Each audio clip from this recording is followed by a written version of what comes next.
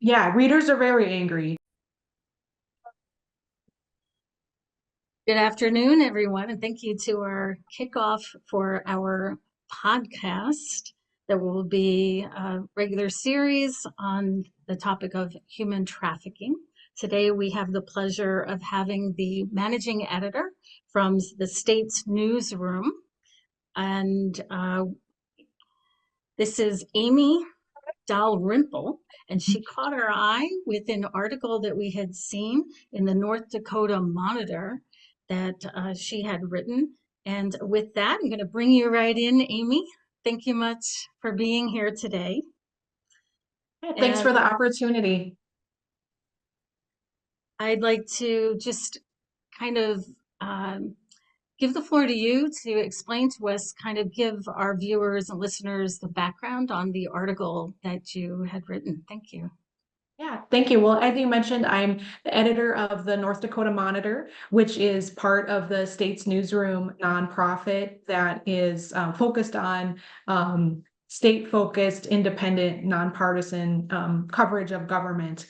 And so since we cover government, we've been following this case involving a former lawmaker who was charged with some very serious crimes, charged with child sex tourism.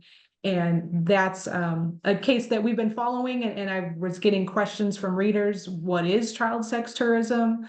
And that led me to reach out to PACT to get some more information to better educate our readers. Well, I think what was really helpful about the conversation I had with Lori was I think people didn't really quite understand the impact of the crimes that this former lawmaker pleaded guilty to. It's a different sort of a case than we're used to. There were no victims, there were no victim impact statements. And so to kind of understand the real impact of it is hard for us in North Dakota to sort of wrap our heads around that. And so I did some research, or I found a great report from ECPAT International that had done a real in-depth report about human trafficking in the Czech Republic and highlighting some of the risks there for youth.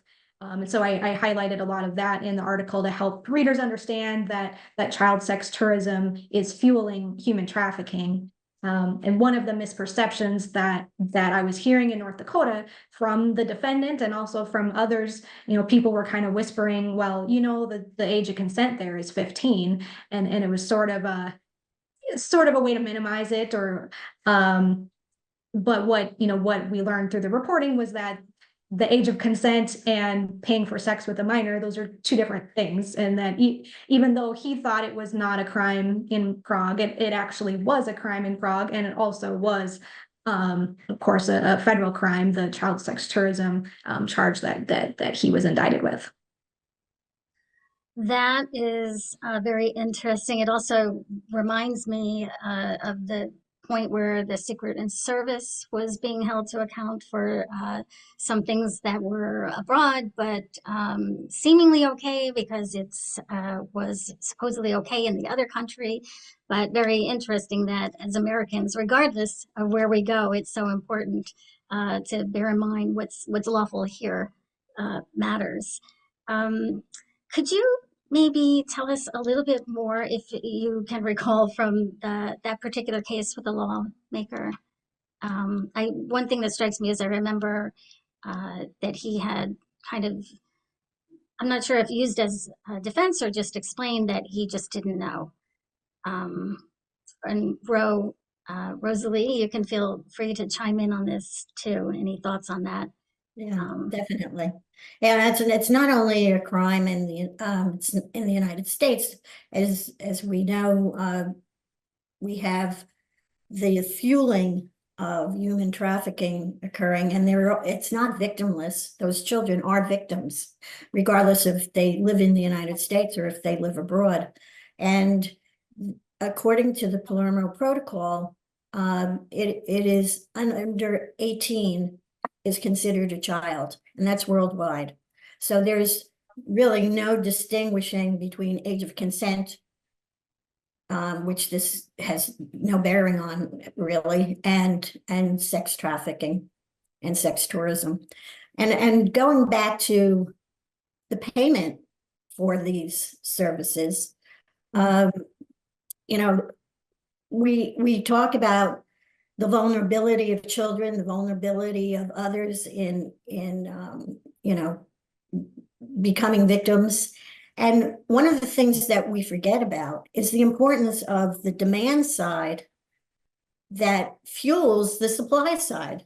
You know, without demand, there would be no supply. And we're finding that the monies that the traffickers are making just keeps on going up and up and up. International Labor Organization, the International Organization for Migration, and Walk Free just finished their latest studies, and $236 billion illicit industry. That's huge, and mainly fueled by people in the United States, Canada, and Western Europe, because we have the money. So it's not just sex tourism, it's the supply chain, etc. But it's specifically heinous and egregious when the chair of the Senate Appropriations Committee, which I believe this lawmaker was, is using funds from North Dakota citizens to travel to Prague or to travel to areas near Prague so that he can have his sex issues dealt with. It's just egregious. And, you know, one has to think, well, was there any laws while he was in the Senate that came before him that he fueled it one way instead of the other and got away with it? You know, where does the impunity stop? 45 years of doing this? It's a long time. Yeah, I'm wondering, Amy, how your readers reacted to that, you know, or if they reacted to that. Yeah, readers are very angry. And as you mentioned, you know, we did learn that at least some of his trips were subsidized by taxpayer money. There was another sort of travel program that he was the most traveled legislator in the last decade. And he also had the position, because of the powerful position he held, he actually approved his own travel. There was no one else that was, you know, double checking that this was a justifiable reason to take this trip. So there is a, you know, call now for redoing those rules so that person in that powerful position can approve their own travel. People are very angry as they learn more, and this case has sort of slowly developed. You know, we've known just a little bit more information as it's progressed, and I think, you know, the combination of the story that I did where I interviewed Lori, that really helped readers kind of understand the crime better. And then also the prosecutor during the plea hearing brought out some new details that I think helped the public really understand the severity of it. She read some of the emails that he had written. One of them said the boys rent at around $60, and then in parentheses said sex is extra. And then there was another email that he's accused of writing that said, no one is ever too young, remember Prague. And so I think once those details were kind of made public, I think that there was a call by the state Republican Party that he should be in jail now. He is actually on pretrial release right now and is not in custody. And there are a lot of people that think he should be in custody. He also has been accused of violating his conditions of release by accessing content on the internet that he's not supposed to, by visiting an adult store that he isn't supposed to visit. So there's a lot of anger right now in the community for a lot of aspects of this. And that's how this keeps on going and going and going. So when we bring, you know, into the United States, if we're bringing in laborers that are children and they're working in factories, and we have communities that are turning a blind eye, it's no different than a lawmaker using public funds to travel. The impunity he enjoys during the you know, during the point of post pleading guilty, it's just amazing how impunity, corruption, and demand just go hand in hand. We cannot have, whether it's a massage parlor or an operation of a massage parlor acting as actually a brothel using trafficked victims or slave labor, if it's a agricultural site using the same thing. All of these things, when it's allowed to flourish and allowed to make money for the same politicians and the same owners of the facilities, there's no way to stop it unless you start understanding the impact of money in this heinous crime. And I understand he traveled with somebody else. He was not alone in his travels.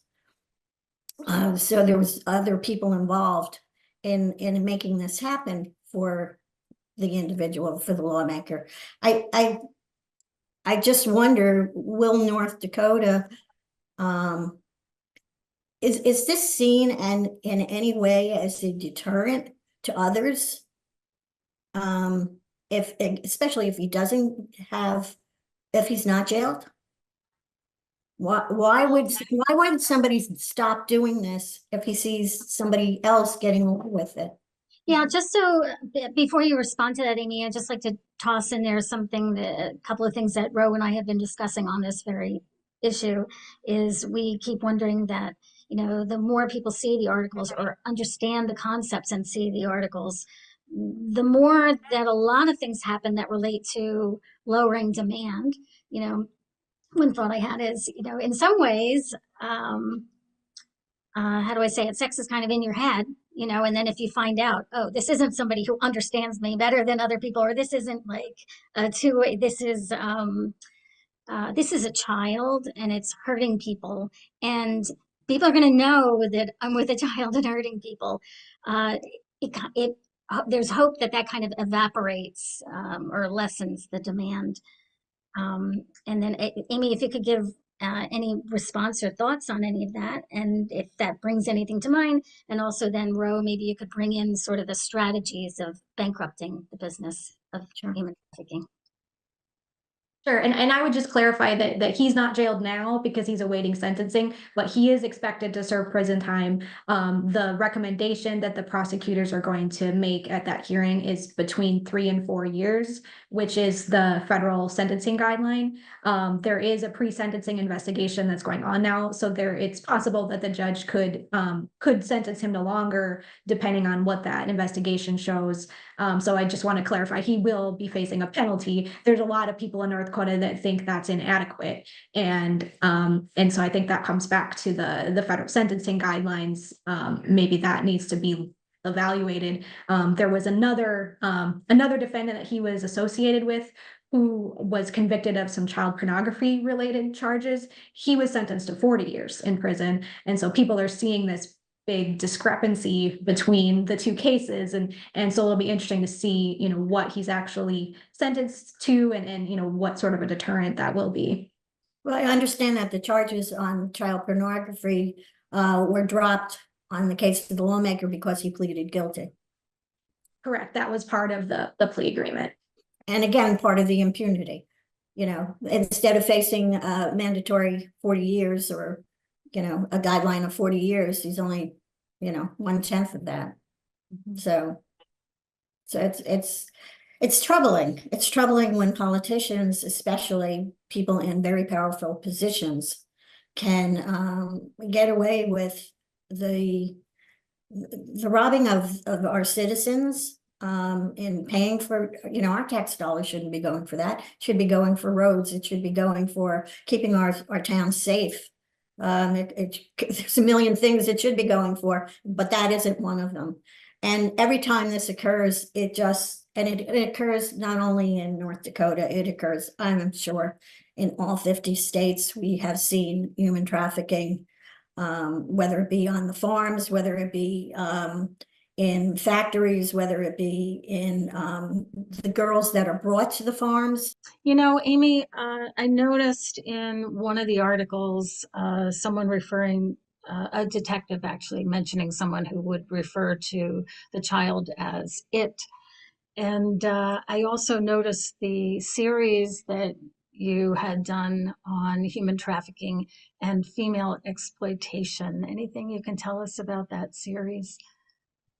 Yeah, so it was 10 years ago at this time, I was focused on investigating human trafficking in North Dakota. It was during the oil boom, and it was a lot more prevalent because of the money. As Ro has mentioned, this was a destination where people were making a lot of money. There were a lot of workers. And so it became a place where we were seeing a lot of exploitation. And the comment that you just referenced, that was from, there was a federal investigation that really was trying to address the demand. And it was a sting with law enforcement where they were trying to target men who were trying to buy sex with children.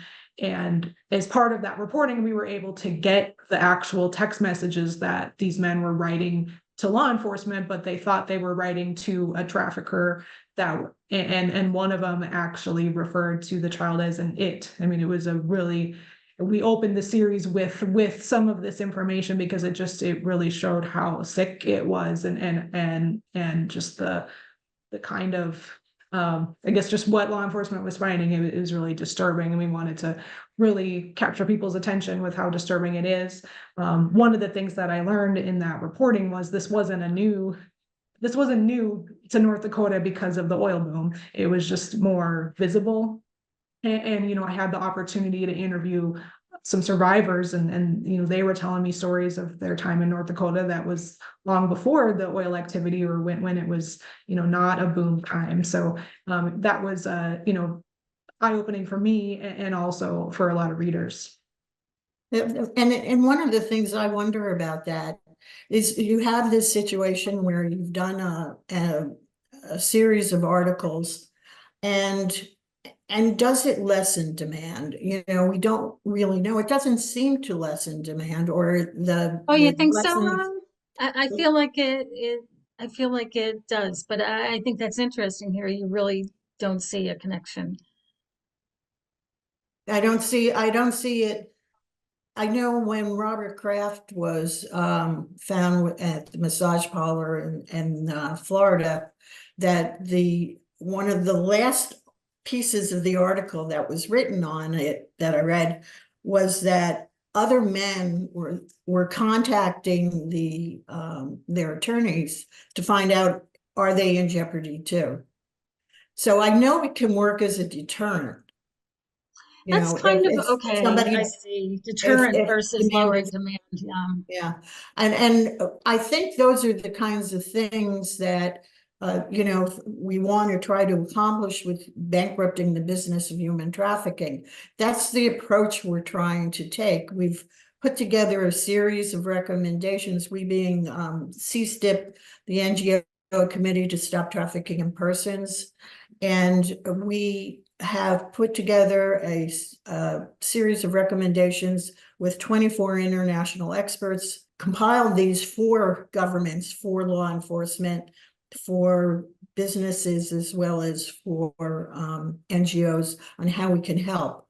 And the way the NGOs can help is help raise awareness and do series like Bankrupting the Business of Human Trafficking, and make people understand that it's their financial decisions that are fueling this scourge that we're facing of $236 billion in illicit profits.